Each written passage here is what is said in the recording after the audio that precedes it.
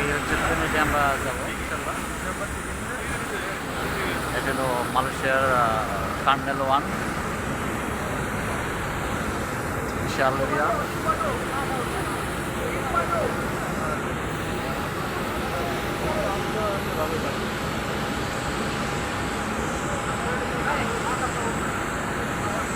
অনেক বিমান, আর এটাও বড়।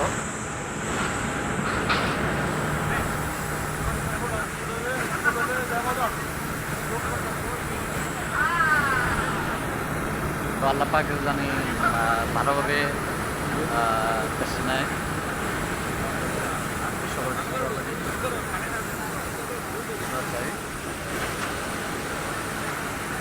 কারণ যে দেশে নিজে বাইরের বুকে বাইরের জন্য মায়া থাকে না, সে দেশে আমি মনে করি থাকা ঠিক না।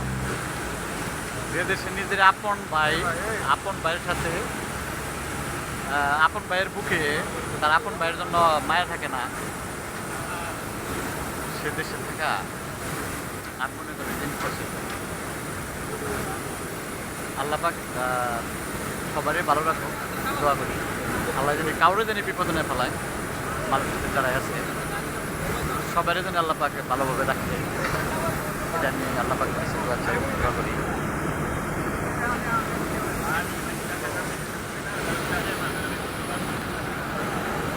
আর কি বলবো।